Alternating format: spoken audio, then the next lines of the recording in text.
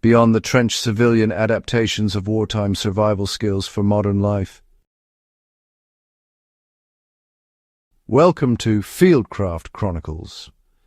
The Western Front of World War I was not merely a battlefield, it was a crucible of human ingenuity, where men, stripped of comfort and certainty, became masters of adaptation. In the waterlogged trenches of Flanders and the chalky excavations of the Somme, soldiers developed survival techniques so effective that they quietly slipped into civilian life, forming the foundation of modern emergency preparedness, bushcraft methodology, and resilience training. Today we trace that hidden lineage from mud and barbed wire to your modern go-bag and the mindset that might one day save your life. Imagine standing knee-deep in freezing water, the November rain drumming against your steel helmet while artillery thunder rolls across no man's land. This was the reality that forced soldiers to become master builders under impossible conditions. The dugouts they carved into trench walls weren't mere holes. They were engineered sanctuaries. Men learned to read soil composition by touch, identifying clay layers that would hold against collapse and sandy strata that demanded timber reinforcement. They scavenged corrugated iron from destroyed buildings, wove sandbags into intricate revetments, and discovered that a simple A-frame of salvaged timber, when properly angled and covered with a waterproof sheet weighted with earth, could mean the difference between hypothermia and survival. These principles, assess your environment, use available materials, build with purpose, became the cornerstone of modern wilderness shelter construction. Today's bushcraft enthusiasts unknowingly echo these trench engineers when they construct debris huts or assess tree placement for natural windbreaks, applying lessons learned in the most desperate classroom imaginable. The acrid taste of chemically purified water became intimately familiar to every soldier who served.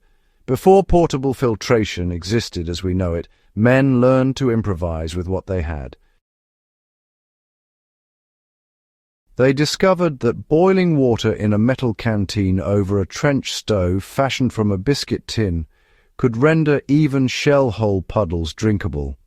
They learned to recognize the tea-colored tannin staining that indicated water had filtered through peat, generally safer than the clear water that might have pooled near corpses or latrines. This practical chemistry of survival, born from necessity, laid the groundwork for every modern water purification protocol. The soldiers' iron rations, rock-hard biscuits, tinned bully beef, and carefully rationed cheese taught lessons in caloric density and preservation that influenced everything from modern MREs to the freeze-dried meals in today's emergency kits. Men learned to supplement their diets by trading with locals when possible, foraging for wild sorrel and dandelion greens in abandoned gardens, and even brewing nettle tea to combat scurvy. This resourcefulness under deprivation became the template for modern survival nutrition planning, teaching us that survival isn't about abundance but rather the intelligent management of scarcity. The sniper's war taught lessons that transcend combat. Soldiers learned that survival depended on becoming part of the landscape, understanding that the human eye detects movement before form and recognizes patterns before detail. They used mud to dull the shine of equipment, broke up their silhouettes with burlap strips, and moved with deliberate slowness when observation was essential. The legendary ghillie suit emerged from Scottish gamekeepers' techniques, adapted and refined in the trenches until men could lie motionless 20 yards from enemy positions. This understanding of natural camouflage and patient observation shaped modern hunting techniques, wildlife photography approaches, and urban awareness strategies. Today's grey man theory, blending into crowds, avoiding attention, moving with purpose but without haste, descends directly from these trench-learned lessons.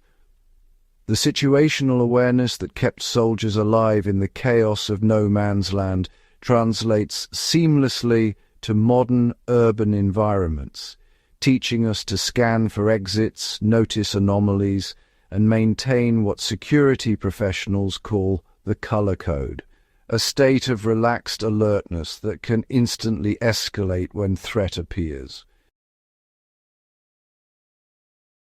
The trenches of World War I forged more than soldiers. They forged a survival curriculum that quietly permeates modern life. Every emergency kit assembled, every first aid course completed, every moment of calm maintained during crisis carries the DNA of those desperate innovations. The men who endured that nightmare didn't just survive, they systematized their survival, and in doing so, left us an inheritance far more valuable than they could have imagined. Their legacy isn't monuments or medals, but rather the practical wisdom that preparedness isn't paranoia, that adaptability is the highest virtue, and that the difference between catastrophe and mere hardship often lies in knowledge applied with clear-headed determination. These lessons aren't relics, they're living techniques, waiting in the quiet margins of daily life until the moment we need them most. By understanding where these skills originated, we honor not just the men who developed them, but the fundamental human capacity to adapt, endure, and overcome. If this journey through history's most practical classroom has resonated with you, subscribe to Fieldcraft Chronicles and share this video with anyone who values self-reliance, historical truth, and the timeless art of survival. Until next time, stay curious, stay prepared, and remember, the best survival skill is the knowledge you carry in your mind.